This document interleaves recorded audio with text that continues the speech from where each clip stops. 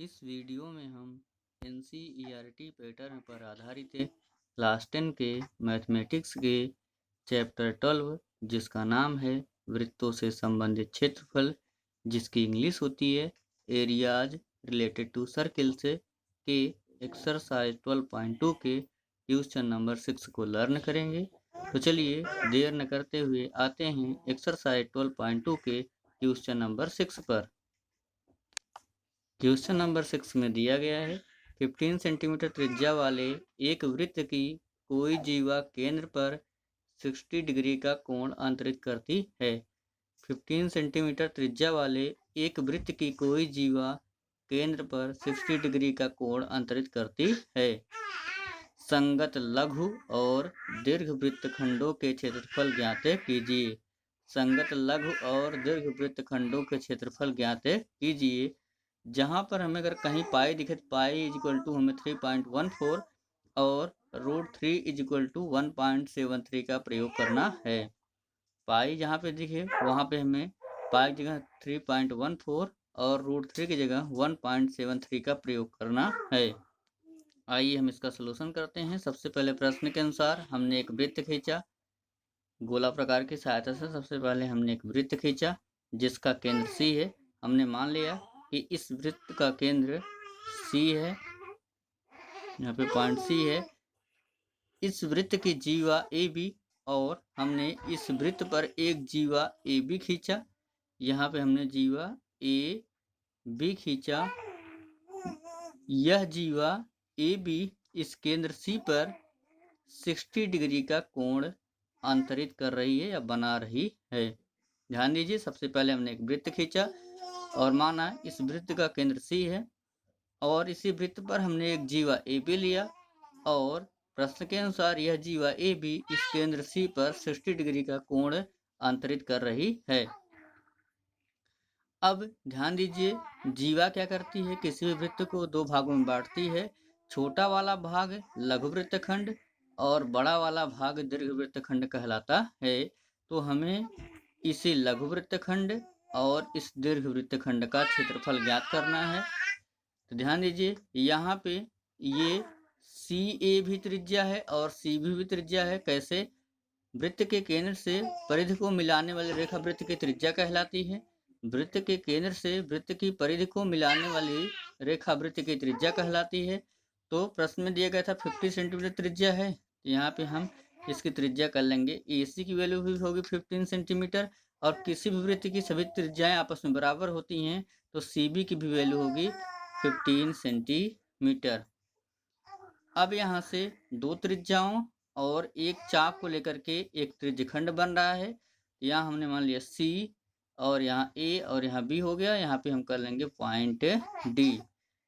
तो लघु त्रिज्यखंड CADB का क्षेत्रफल, लघु त्रिज्यखंड CADB का क्षेत्रफल, तो त्रिज्यखंड का क्षेत्रफल होता है इसका फार्मूला होता है θ/360 डिग्री इंटू πr²। लघु त्रिज्यखंड का क्षेत्रफल, तो त्रिज्यखंड का क्षेत्रफल ज्ञात करने के लिए फार्मूला होता है θ/360 डिग्री इंटू πr²।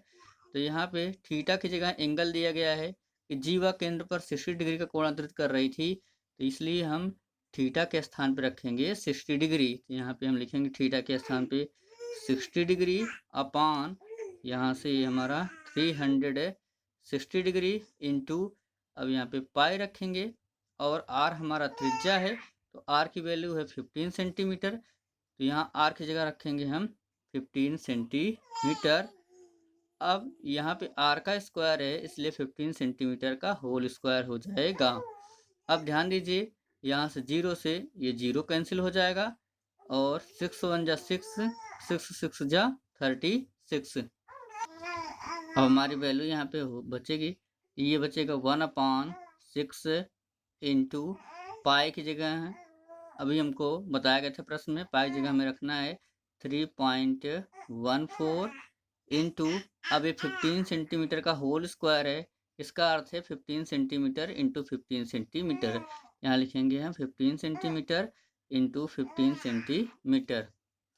अब इसे 3 से हम कैंसिल करते हैं, तो 3 2 जा 6 और 3 5 जा 15, 3 2 जा 6 हुआ हमारा और 3 5 जा 15। अब यहाँ से हम इसे आगे सॉल्व करेंगे। ध्यान दीजिए हमारा हो जाएगा इज इक्वल टू 1 अब यहाँ बचा 2 और ऊपर में क्या बचा है 3.14, तो इंटू लिख लेंगे हम 3.14 और यहाँ से 15 5 जा 75 है, तो 75 cm का cm में हो जाएगा हमारा सेंटीमीटर स्क्वायर। इक्वल टू करेंगे हम 2 से डिवाइड करेंगे 3.14 को, तो हमारा हो जाएगा 2 1 जा 2 और 3 में से 1 बचा हो गया 11, तो 2 5 जा 10, 11 था 1 बचा हो गया 14, 2 7 जा 14। 2 डिजिट के बाद दशमलव है तो यहाँ पे लगा देंगे 2 डिजिट के बाद दशमलव और इंटू 75 है तो इंटू 75 सेंटीमीटर स्क्वायर। अब जब हम 1.57 इंटू 75 का मल्टीपल करेंगे, गुणा करेंगे आपस में दोनों का, तो हमारी वैल्यू आ जाएगी 117.75 सेंटीमीटर स्क्वायर। जब हम 1.57 इंटू 75 का गुणा करेंगे तो वैल्यू आ जाएगी 170.75 सेंटीमीटर स्क्वायर। अब हम ज्ञात करेंगे संगत लघु वृत्तखंड का क्षेत्रफल। ध्यान दीजिए जीवा ने अभी हमने आपको बताया कि जीवा क्या करती है, वृत्त को दो भागों में बांटती है, एक जो है लघु त्रिज्य खंड कहलाता है और एक दीर्घ त्रिज्य खंड कहलाता है।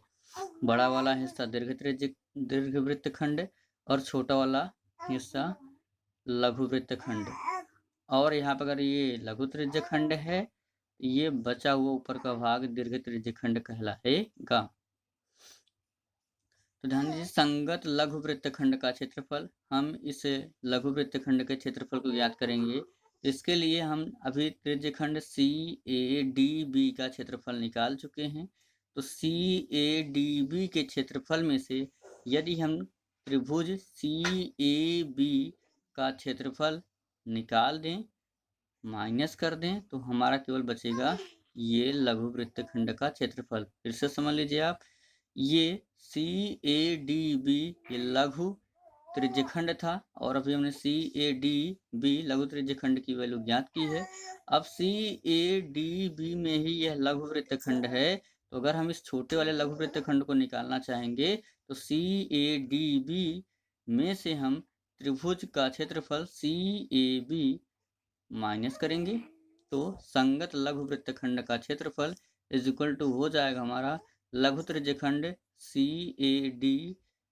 CADB का क्षेत्रफल माइनस समबाहु त्रिभुज CAB का क्षेत्रफल।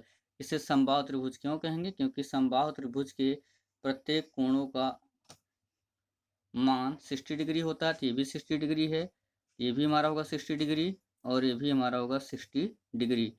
तो समबाहु त्रिभुज के प्रत्येक कोणों का मान 60 डिग्री होता है। समबाहु का अर्थ होता है भुजाएं बराबर हों। तो यहाँ पे अभी त्रिज्या दी गई थी AC, ये 15 सेंटीमीटर, क्योंकि 15 सेंटीमीटर त्रिज्या का वृत्त बना था। ये भी हमारा होगा 15 सेंटीमीटर और समबाहु है, इसलिए ये भी भुजा हमारी तीसरी भुजा भी होगी 15 सेंटीमीटर।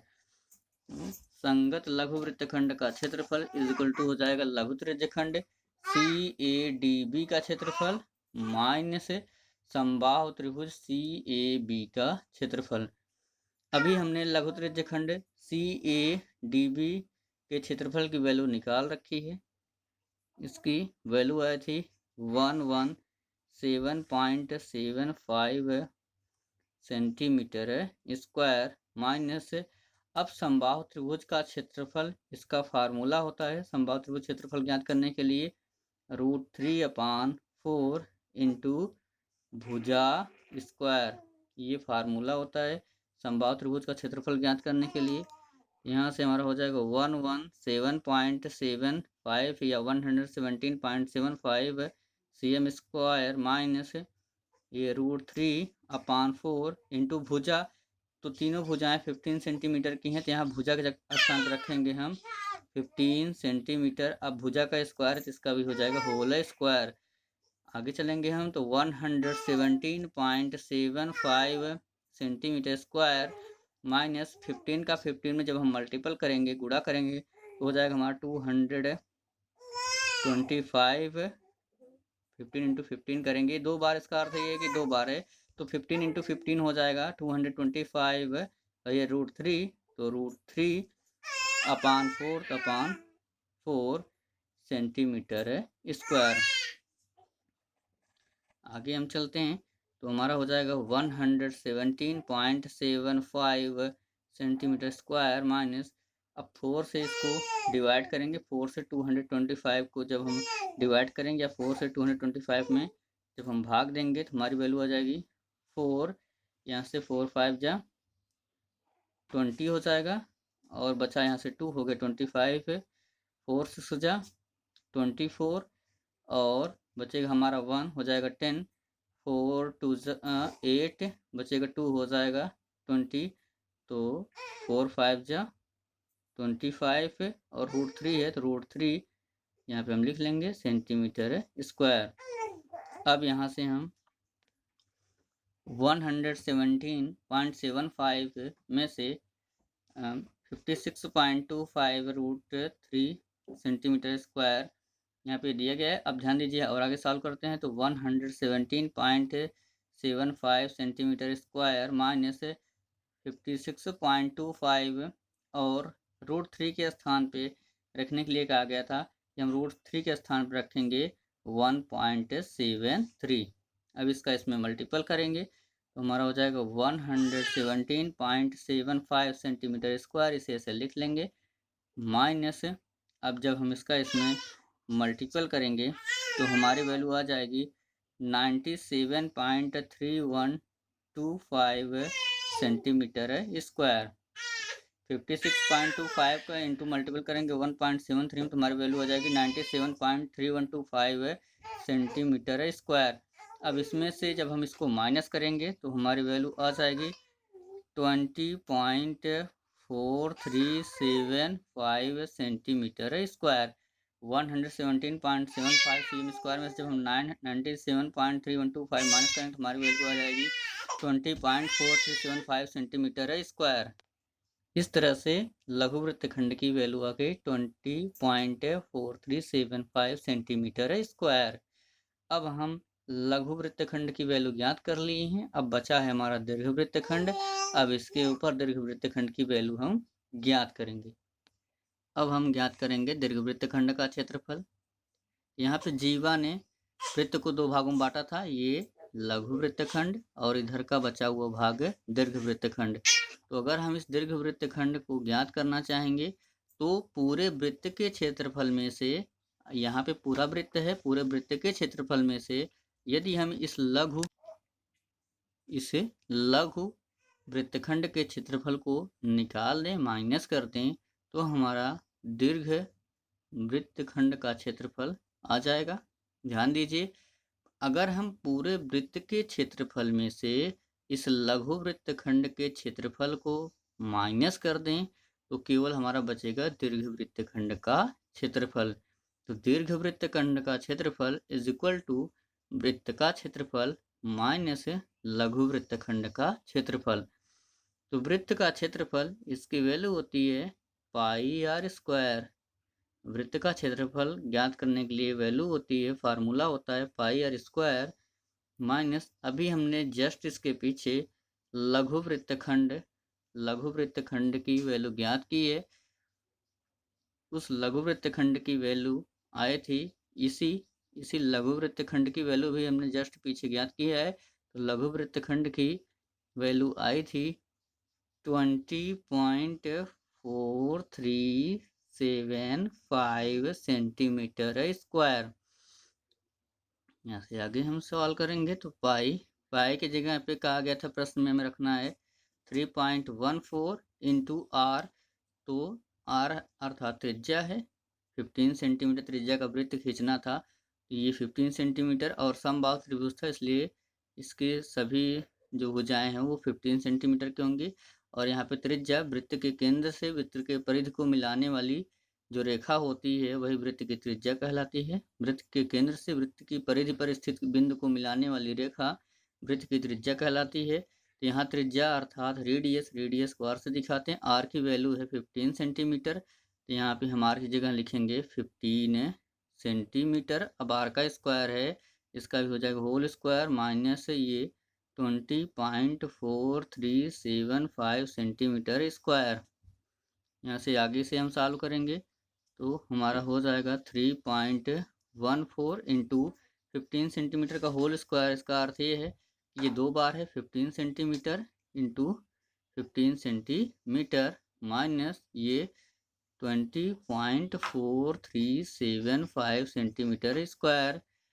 अब यहाँ से आगे सॉल्व करेंगे 3.14 इंटू 15 का 50 में जब हम मल्टीपल करेंगे तो हो जाएगा 225 सेंटीमीटर स्क्वायर माइनस ये 20.4375 सेंटीमीटर स्क्वायर। अब 225 का मल्टीपल करेंगे हम 3.14 में तो इसकी वैल्यू आ जाएगी 706.50। 225 का मल्टीपल करेंगे हम 3.14 में तो वैल्यू आ जाएगी 706 या 706.50 सेंटीमीटर स्क्वायर। अब यहाँ पे माइनस ये बचा हुआ है तो 20.4375 सेंटीमीटर स्क्वायर। अब इस वैल्यू में से इस वैल्यू को हम माइनस करेंगे तो माइनस करने के बाद हमारी वैल्यू आ जाएगी 686.0625 सेंटीमीटर स्क्वायर। इस तरीके से दीर्घ वृत्तखंड का क्षेत्रफल आ गया 686.0625 सेंटीमीटर स्क्वायर। ये इसकी फाइनल वैल्यू हो गई। अगर आप इसका निकटतम मान लेना चाहेंगे तो ये हो जाएगा 687। 06 से आधे से अधिक है 10 माना जाता है तो यहाँ से ध्यान दीजिए आधे से अधिक है तो 687 सेंटीमीटर स्क्वायर भी हम इसे कह सकते हैं। तो इस तरीके से फाइनल वैल्यू ये है कि चाहे आपका ये आंसर ये भी आंसर माना जाएगा और ये भी आंसर आपका माना जाएगा। इस तरीके से यह क्वेश्चन सॉल्व हुआ। आशा करता हूँ आपको ये मेरा वीडियो पसंद आया होगा। अगर आपको ये मेरा वीडियो पसंद आया हो तो आप इस वीडियो को लाइक ज़रूर कीजिएगा और आप कमेंट करना बिल्कुल ना भूलिएगा कि आपको ये मेरा वीडियो कैसा लगा। इसके अलावा आपसे हमारा विनम्र निवेदन है कि अगर आप मेरे चैनल पर नए हों तो आप मेरे इस चैनल को सब्सक्राइब कर लीजिए। जैसे ही आप सब्सक्राइब करते हैं सब्सक्राइब बगल में बेल आइकन दिखेगा उसे प्रेस करना दबाना बिल्कुल ना भूलिएगा। इसका लाभ ये होगा कि इसके बाद जो भी वीडियो मैं अपलोड करूँगा बेल आइकन दबाने के बाद उनकी नोटिफिकेशन सबसे पहले आपके पास पहुँचती रहेगी और आप मेरे वीडियोज़ को आसानी से देखते रहेंगे। और सब्सक्राइब करने का फ़ायदा ये होगा कि इसके पहले मैंने NCERT पैटर्न पर आधारित क्लास 10 के मैथमेटिक्स के चैप्टर 8, चैप्टर 9 और चैप्टर 10 को भी अपलोड कर रखा है। तो सब्सक्राइब करने के बाद उनके वीडियो आपको मेरे वीडियोज़ बॉक्स में आसानी से देखने के लिए मिल जाएंगे। इसके अलावा अभी तक मैंने चैप्टर 12 पर जितने भी वीडियोज़ अपलोड कर रखा है अगर आपने उन वीडियोज़ को नहीं देखा है तो मैं उन वीडियोज़ का लिंक नीचे डिस्क्रिप्शन बॉक्स में दे रहा हूँ। आप डिस्क्रिप्शन बॉक्स में दिए गए लिंक की सहायता से उन सभी वीडियो को आसानी से देख पाएंगे। Thanks for watching my videos.